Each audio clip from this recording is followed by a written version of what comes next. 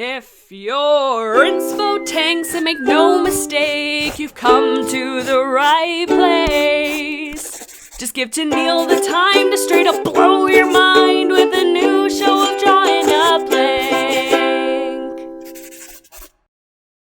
Hi everyone, welcome back to another animated Drawing a Blank. That's right, today I'm doing another animation. This time I'm tackling a bit of lip sync animation with the character Darkstalker from Wings of Fire.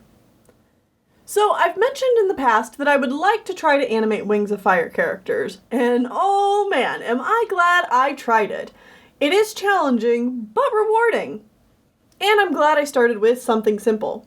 Dragons have a lot more bits and pieces to them to animate, so there's a lot to keep in mind when moving them around.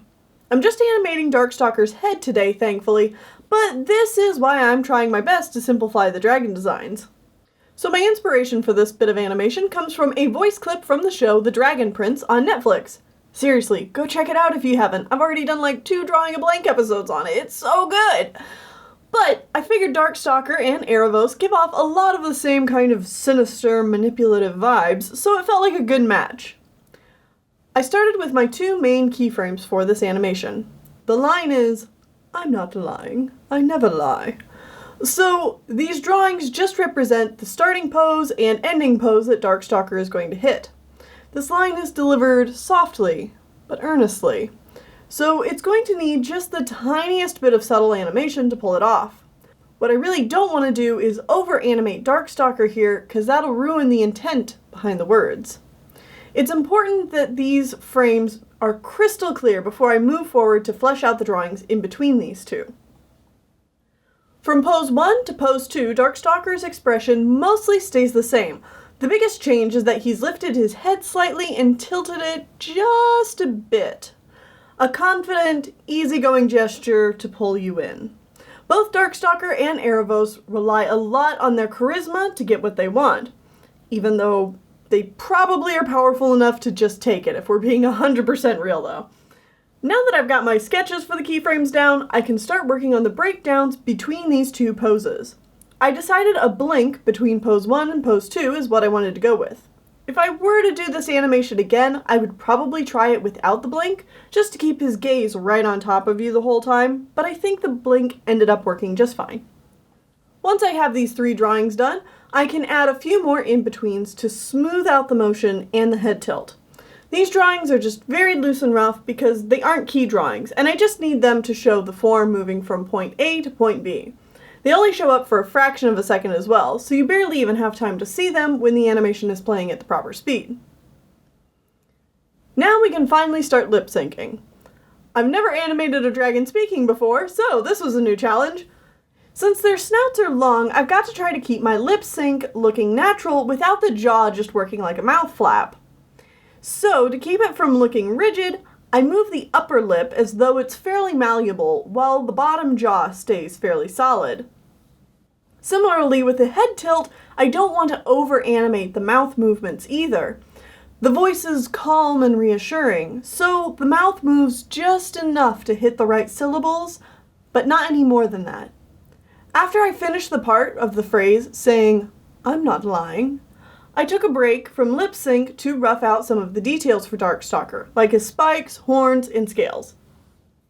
On to the second part of the sentence, "I never lie," and it's pretty much the same process as the first part. I don't want to over-animate, and just let the confidence of the voice acting shine through the character. Now with all the rough animation out of the way, I'm going to lie down some quick colors to finish this piece up.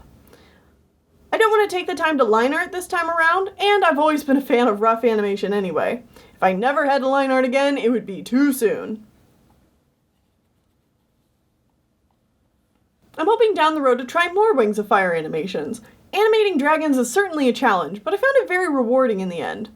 And of course, Darkstalker is one of my absolute favorite characters ever, so I'll gladly spend more time animating this absolute disaster. But I also want to try my hand at designing more characters and maybe animating them in the future as well. I have a lot of things I like doing all at once. It's great. If you remember my painting from a few episodes back on Darkstalker, you'll notice I've changed a few things about his design.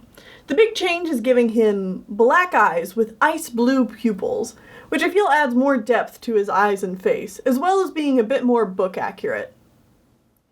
Now, after a few little edits and tweaks I did after coloring, we have our finished animation. I'm not lying. I never lie. I'm not lying. I never lie. I'm not lying. I never lie. Oh, Darkstalker, you keep telling yourself that. I think we all know better than to trust that smug face of yours. Assuming that is, unless you've cast a spell that makes us believe everything you say. Thanks everyone for watching, and thank you to the wonderful people who drew me fan art. I hope you all remember to please stay inspired. This week I got a question from my patron Siren Song 212, who asked, if you could be teleported into any series, animated or live action, what would you choose and why? Ooh, that's tricky. There's so many wonderful, fantastical worlds out there. Maybe the world of Avatar: The Last Airbender? Bending would be amazing. Basically, most fantasy worlds where I could study magic of any kind would be awesome. Thank you guys for your questions, and I'll be covering more next time. Hope you all have a wonderful day. Bye-bye! Well, we don't wanna press rewind, don't wanna waste our time, just wanna be alone.